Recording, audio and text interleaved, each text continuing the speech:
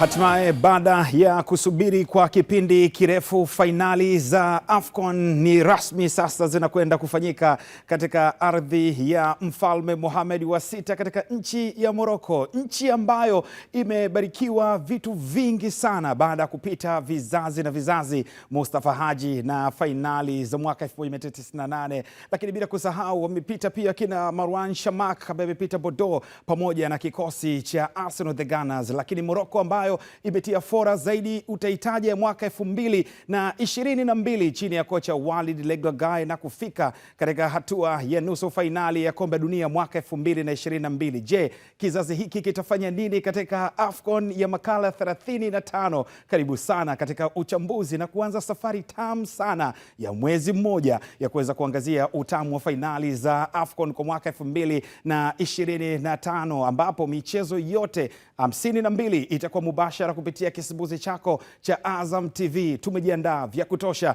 kwa kupatia uchambuzi wa kutosha. Mimi ninayokaribisha naitwa Saidi Salim Msumi kwa ajili ya kuangazia uandalizi huu wa ufunguzi wa fainali za AFCON kwa mwaka 2025. Rekodi gani tamu nzuri zitaweza kuvunjwa? Lakini katika kuongoza katika uchambuzi katika siku ya leo, uchambuzi utaongozwa na kachero kimataifa Abisai Steven Jr. akiwa yupo vizuri kabisa kwa ajili ya kuletea uchambuzi huu hapa. Lakini bila kusahau, unapotaja jina la Godfrey Muro basi ni uchambuzi mzuri sana, majina, maneno na kadhalika. Lakini mgeni wetu mwalikwa leo hii ni nani? Huyu hapa unamuona katikati, amewahi kuchezea Rwanda Amavubi, lakini bila kusahau ameweza kuvifundisha vilabu mbalimbali. Unaikumbuka mbao ya mwaka 2017 ambayo ilifika fainali na kucheza na Simba, akatoka hapo akaelekea KMC kisha Azam Football Club, ambapo pia alipeleka katika michuano ya kimataifa, akaifundisha timu ya Tanzania Taifa Stars na kuipeleka katika fainali za Cameroon mwaka 2021. Kama hiyo haitoshi, ameiongoza pia Burundi Intamba Murugamba katika michezo kufuzu fainali za kombe dunia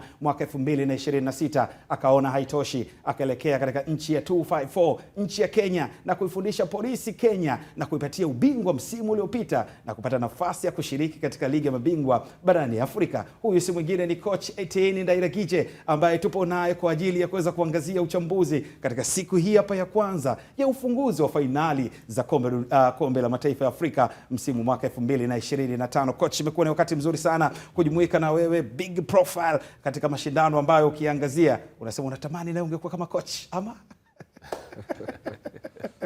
Asante kwa ukaribisho. Yes, safari imekuwa ndefu kweli kweli, ushiriki katika michuano hii. Nakumbuka ulikopo Burundi pia ukiongoza Intamba Murugamba katika fainali za kombe dunia kufuzu, lakini baadaye ukaelekea Polisi Kenya na kupatia ubingwa. Kongole sana coach. Shukrani sana. Na sasa ni TRA United ni mwisho kuimalizia. Kweli. Sawa coach Etienne Ndairagije, lakini nipo na kachero kimataifa Abisai. Abisai, unapoangazia fainali za AFCON, kitu gani kinakujia kichwani? Naona ni ushindi kwa mataifa ya Afrika, kusherekea hadhi ya juu kabisa ya mashindano ya mpira wa miguu kuonesha dunia nini ambacho tunaweza kufanya. Kuna kuwa na furaha kubwa sana kwa timu shiriki na wananchi wao wanaosupport. Huwa ni vibe la kutosha kabisa Afrika. Inawezekana tuna matukio mengi sana ya kutuonesha sisi tuna umoja, lakini hili la AFCON limekuwa na kilele cha tofauti. Kwa hiyo mimi ninachopenda huwa ni vibe na concentration ya bara zima la Afrika kwenye michuano ya AFCON huwa ni kubwa sana. Yes, ukiangazia miongoni mwa kitu ambacho Godfrey Muro unaweza kusema binafsi na kisubiri ni records kwa ajili ya kuweza kuvunjwa. Ukiangazia rekodi mbalimbali, rekodi zipo kwa ajili ya kuweza kuvunjwa. Nilikuwa napitia sehemu nikaangazia mataifa ambayo hayajawahi kushinda mechi moja hata ya ufunguzi.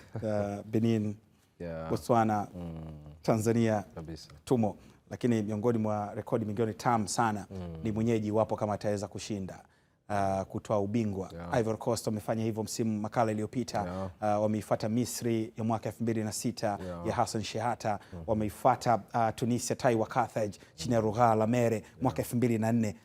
UNAF tena inarudi tena. Tunaiona hiyo?